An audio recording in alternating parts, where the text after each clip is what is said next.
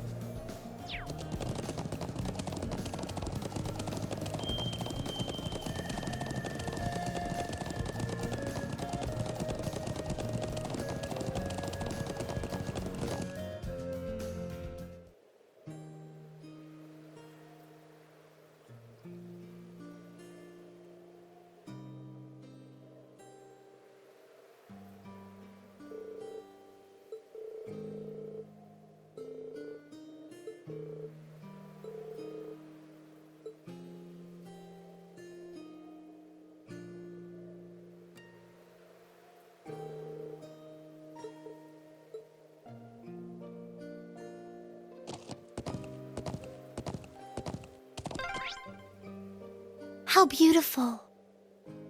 Yeah, breathtaking.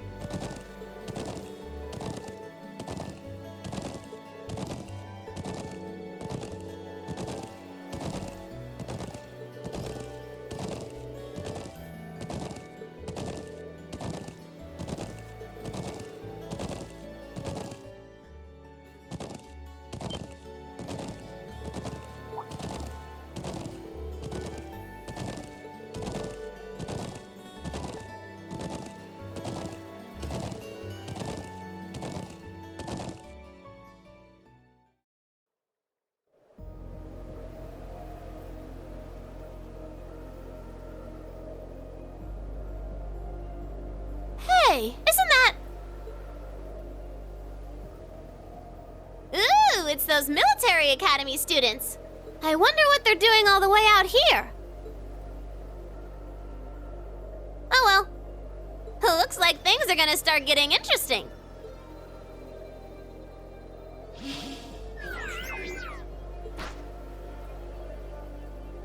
Okay, let's get this mission started! Sheesh. Gramps and the others can be so unreasonable sometimes.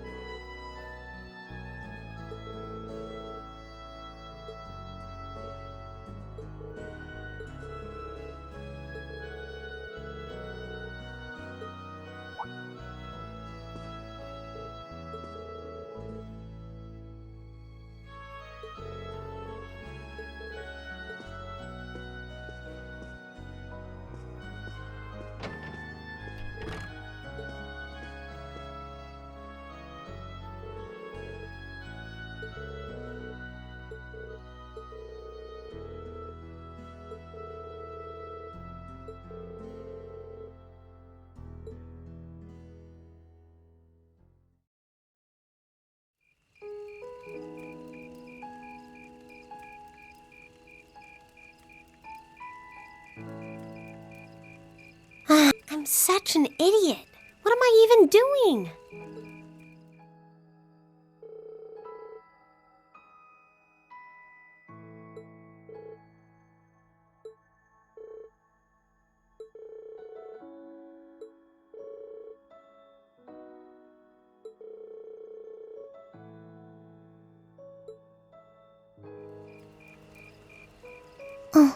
Elisa?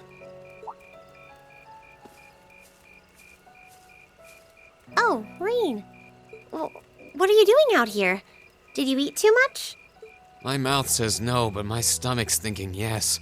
You doing okay? You seem a bit unsteady there. Nothing like that. I'm just feeling a little out of it. I'm just going to stay out here for a while and get some fresh air. Then I'll be Whoa! Sorry about that. See? What did I tell you? We've been riding all day. I'm not surprised you're feeling tired. Riding a horse really takes it out of you. I guess you're right. Why didn't that occur to me before?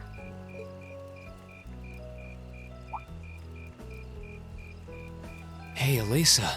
Look up at the sky. Huh? Oh, wow. You know, I didn't even notice it last night because we turned in so early. But now that we know, if you're out here to get some air, better to take in the starlight than look at the ground, right? You're right.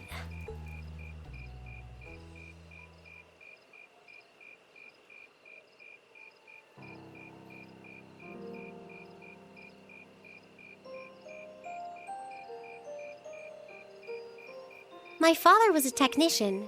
8 years ago, he passed away. My family was never really the same after that. Mother was director of the company back then. She focused all of her energy on making the Rhineford Group even bigger. She used to treasure our family, but after that, It's like she could barely spare a thought for us. Oh, she did seem like a talented businesswoman when we met her. Well, more than talented to run the Rhineford Group. What you saw in Ruhr Station was just a watered-down version of her normal intensity. We'd be able to have dinner together maybe once every 3 months, and that's being generous. But at least I wasn't alone. Grandfather and Sharon were always there for me. That's how it was, huh? I guess you've known Sharon for a long time then. Yeah, my mother hired her about 7 years ago. Being a Rhineford and all, I never had many people I could really call friends when I was young. The nobles looked down on me, of course, but the common people treated me like I was different from them, too. At least with my grandfather and Sharon around, I never felt totally alone. Grandfather introduced me to all kinds of different hobbies, like horseback riding and playing the violin. Sharon taught me self-defense and archery, and all the high society etiquette expected of a lady. Meanwhile, my mother kept expanding the company completely against the wishes of my grandfather, the chairman. I see. Though, hasn't Rhineford always been a big industrial company? Kind of, yeah. Even back then, they took on projects in all fields, from steel mills to railway construction to guns and tanks. It's not surprising there are people out there who like to call the company a merchant of death. I can't say I completely agree with that side of the company, but I've never felt embarrassed or ashamed about it. But a few years ago, the Rhineford Group finally went too far. What do you mean? Those 2 railway guns set up in Gorelia Fortress on the eastern edge of the Empire? You know about those, right? Yeah, I've heard of them. They're supposed to have the longest range of any orbital cannon in the world. I've only seen their spec sheets, but the destruction they're capable of is terrifying. Erebonia's still fighting with Calvert over Crossbell, and those guns are capable of targeting any point in Crossbell State. In just a couple hours, they could wipe Crossbell City and its 500,000 citizens off the map. No way. That's way beyond being a weapon of war. More like an instrument of massacre. I couldn't agree more. And neither could my grandfather, who supervised their construction. Even though my mother was the one who signed off on the project, my grandfather regretted it like the decision was his. As he was hesitating over whether to hand them over to the Imperial Army, my mother betrayed him. What? She went behind his back and secured the support of all of Rhineford's major shareholders. Everyone from Ruhr's ruling lord Marquis Ragnar to the top brass of the Imperial Army was on her side. In the face of such overwhelming pressure from all sides, my grandfather was forced to capitulate. He stepped down as chairman, and my mother wasted no time taking his place. That's when my grandfather decided to leave the company entirely, and me.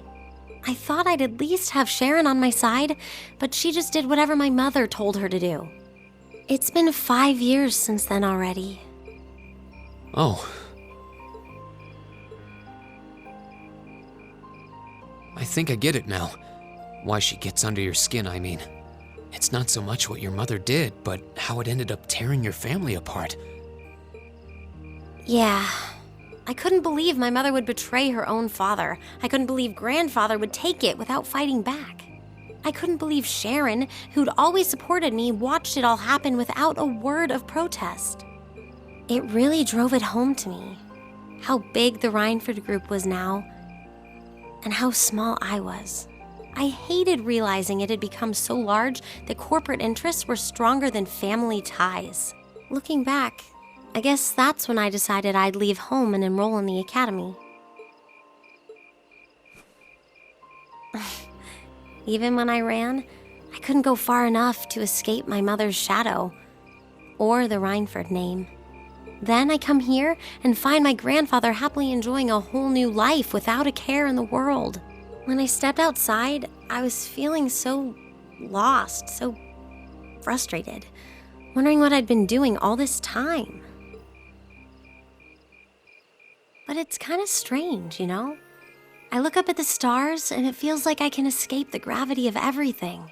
I think I'm finally starting to understand why my grandfather chose to leave it all behind and move out here in the first place. You really are strong, Elisa. Stronger than you realize.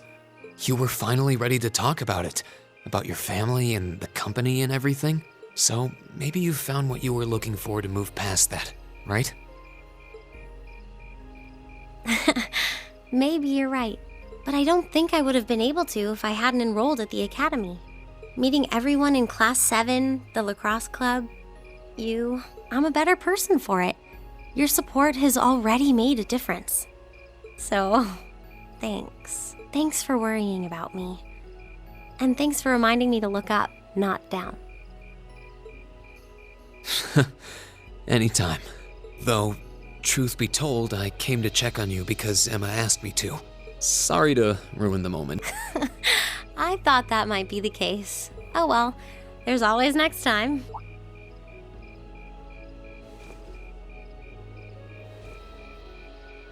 It's kind of strange to hear you tell me I'm strong, because I could say the same thing about you. You always seem to get thrust into the role of leader, someone we can count on to keep us on track. I guess running errands on all my free days is really helping me buckle down. Still, I feel like I've got a long way to go, especially when I keep running from myself. Huh? Remember back in Celtic? I said that I came to the academy to find myself.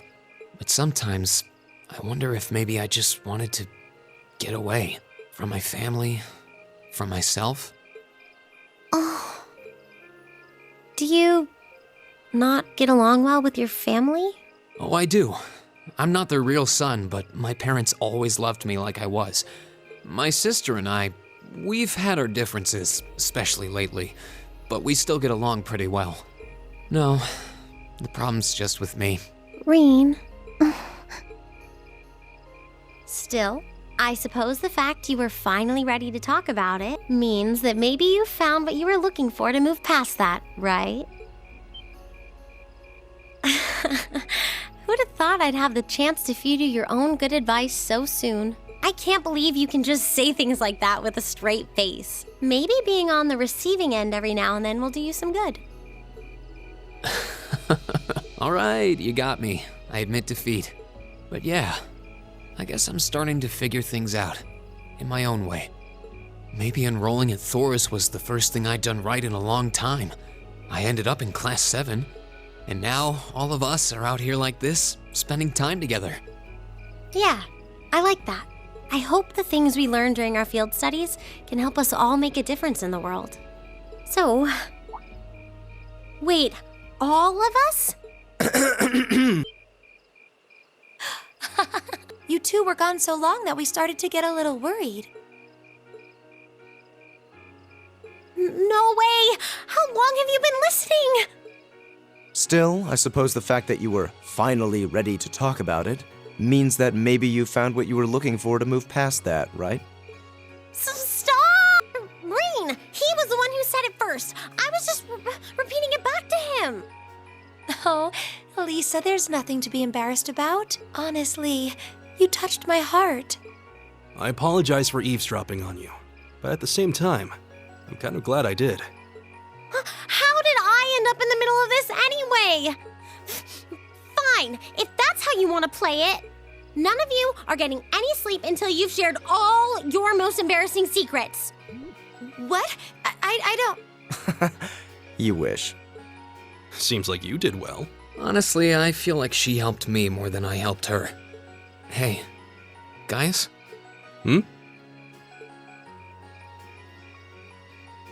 This is a really beautiful place. Yeah, ain't it?